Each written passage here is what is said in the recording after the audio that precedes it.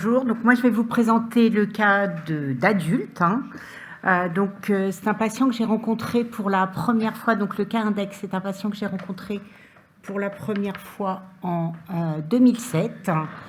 Donc un homme de 41 ans qui avait une insuffisance rénale terminale et qui avait développé dans les mois qui précédaient une cholestase clinique très sévère avec un prurite et un ictère, c'était même plus de l'ictère, il avait une peau qui était complètement noire.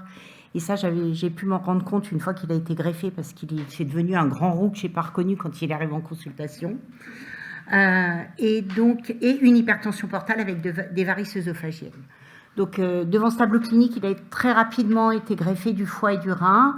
Et donc là, vous voyez donc l'explant hépatique avec un explant qui était très cholestatique. Il y avait une fibrose septale incomplète, une architecture hépatique qui était quand même conservée, une maladie, à la fois une maladie inflammatoire des petites voies biliaires avec une ductopénie et une dystrophie, et puis aussi une atteinte des vénules, des vénules de petit calibre avec une HNR et une probable vénopathie portale. Il n'a pas manqué de me présenter sa sœur, une fois qu'il a été greffé. Donc sa sœur, elle, avait été greffée donc, à 37 ans du rein pour une néphropathie familiale. Donc à cette époque-là, le diagnostic de la néphropathie familiale qui avait été porté, c'était celui d'un syndrome d'Alport. Et il faut bien voir qu'il n'y en avait aucun qui était suivi au même endroit. Donc elle avait toujours eu des anomalies des tests hépatiques avec une cytolyse et une cholestase asymptomatiques, pas d'hypertension portale. Une première biopsie hépatique qui était réalisée en 2000 qui ne retrouvait rien de particulier. Depuis, elle a été suivie tous les 2-3 ans et en fait, la maladie n'évoluait pas du tout. En 2022, elle a eu une cholécystectomie et donc à ce moment-là, ils ont fait une biopsie hépatique qui ne retrouvait pas de diagnostic, pas de lésion particulière et à ce moment-là, elle est revenue me voir. Et donc, je l'ai présenté en RCP, et donc on a décidé, devant ce tableau, de faire un NGS chez cette patiente. Et donc, le NGS a mis en évidence une mutation de TMEM67, mais à l'état hétérozygote, donc qui est aussi responsable de ciliopathie, mais qui était à l'état hétérozygote, donc insuffisant pour expliquer le tableau clinique de cette patiente. Donc, il y avait un autre frère qui avait la même présentation, le même phénotype que sa sœur, avec une greffe de rein à l'âge à peu près de 40 ans, des anomalies des tests hépatiques, deux biopsies hépatiques qui ne montrent pas grand-chose, et pas d'évolutivité de la maladie depuis 2007. Donc, on a rediscuté le dossier en RCP, et donc on a décidé de faire un séquençage du génome en trio avec les 3 membres de la famille. Et donc, on a mis en évidence, Anne a mis en évidence donc une mutation TTC21B, cette fois-ci homozygote, dont on sait qu'elle est pathogène, et donc qui est responsable de ciliopathie, comme dans le cas précédent.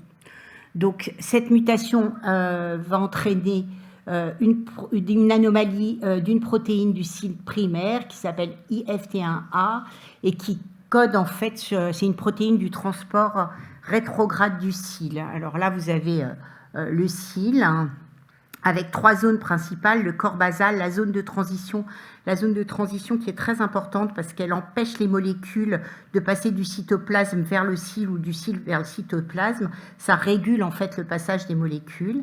Et puis l'axonème, pardon.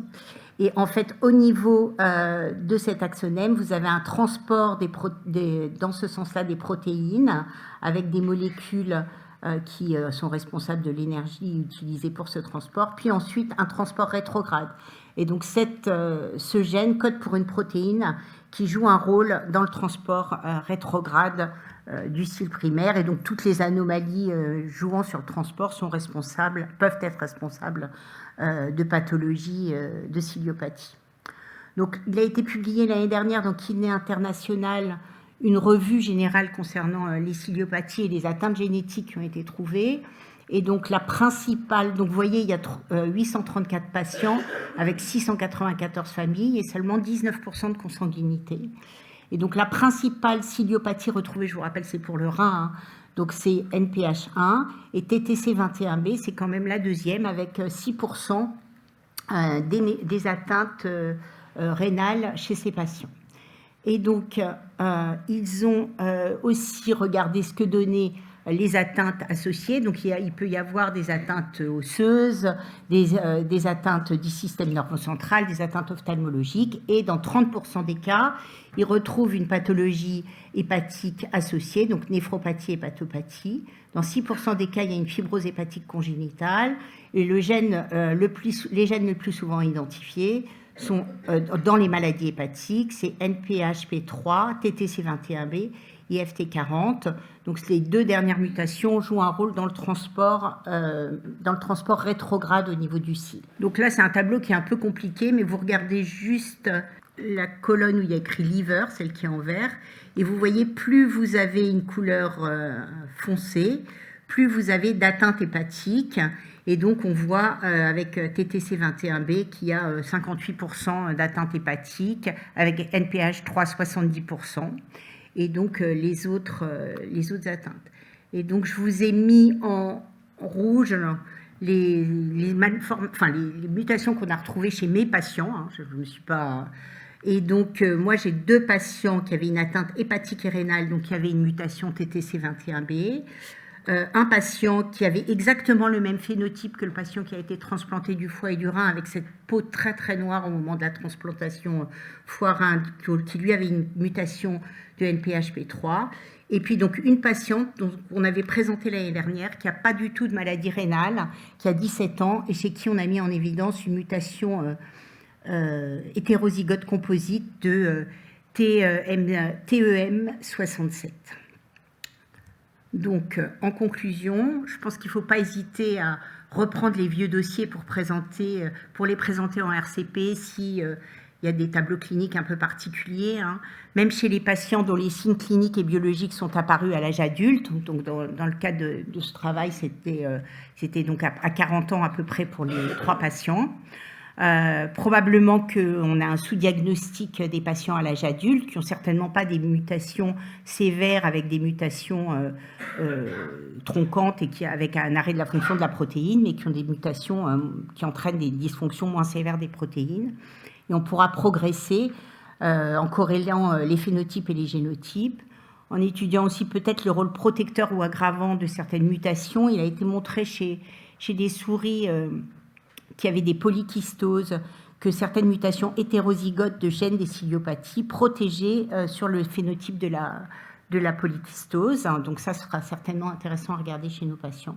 Et puis probablement en thérapeutique, dans les années qui viennent, on aura peut-être des molécules aussi intéressantes que celles qu'on a dans d'autres maladies génétiques. Je vous remercie.